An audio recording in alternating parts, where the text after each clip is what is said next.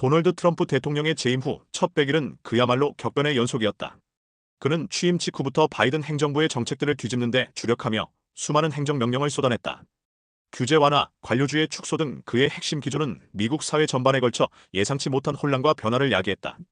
특히 일론 머스크를 정부 효율성 부서 책임자로 임명해 대규모 해고를 단행한 것은 법적 문제와 거센 비판을 불러일으켰다.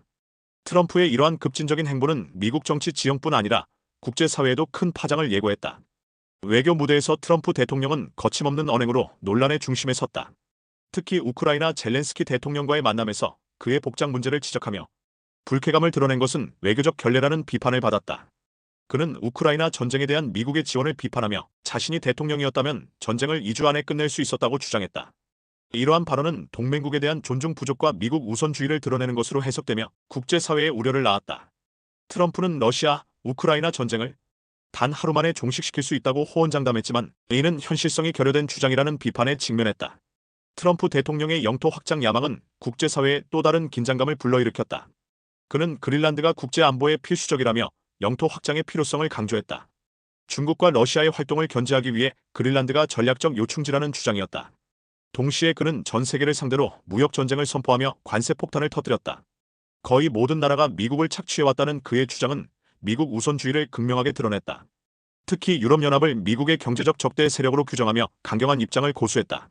하지만 이러한 관세 정책은 세계 경제에 막대한 피해를 줄 것이라는 우려를 낳았고 국제사회의 비판을 받았다.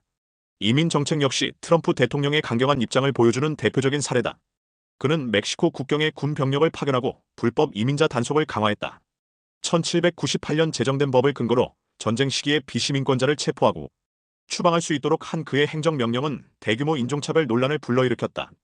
일부 추방자 가족들은 그들이 범죄와 무관하며 심지어 문신 때문에 체포되었다고 주장하며 트럼프 행정부의 강경한 이민 정책을 비판했다. 중동 문제에 대한 트럼프 대통령의 접근 방식은 또 다른 논란을 야기했다. 그는 미국이 가자 지구를 인수해 재건하겠다는 파격적인 제안을 내놓았다. 가자 지구를 중동의 리비에라로 만들 수 있다는 그의 주장은 경제개발 계획과 함께 제시되었다. 하지만 이러한 제안은 진지함보다는 기존의 해결책에 대한 불만 표시에 가깝다는 분석이 지배적이다. 트럼프는 자신의 제안을 통해 더 나은 해결책에 대한 논의를 촉발하기를 기대했지만 현실성이 떨어진다는 비판을 피할 수 없었다. 문화전쟁 역시 트럼프 대통령의 핵심 정책 기조 중 하나였다. 그는 트랜스젠더 여성과 소녀의 여성 스포츠 종목 출전을 금지하며 깨어있음에 대한 반대 입장을 분명히 했다. 다양성, 형평성, 포용성을 목표로 하는 정책을 폐기하고 관련 연방 보조금을 동결했다. 영어를 미국의 공식 언어로 선언하는 등 문화적 보수주의를 강화하려는 그의 시도는 사회적 갈등을 심화시켰다. 이러한 정책들은 시급한 우선순위가 아니라는 비판에 직면했지만 트럼프는 미국 유권자들의 문화적, 경제적 가치로 회귀하려는 의지를 굽히지 않았다. 트럼프 대통령의 첫 100일은 미국 사회와 국제 질서에 격변을 몰고 왔다. 그의 급진적인 정책들은 지지자들에게는 변화와 혁신의 상징으로 여겨졌지만 반대자들에게는 혼란과 분열의 씨앗으로 인식되었다. 앞으로 트럼프 대통령의 행보가 미국과 국제사회에 어떤 영향을 미칠지 귀추가 주목된다.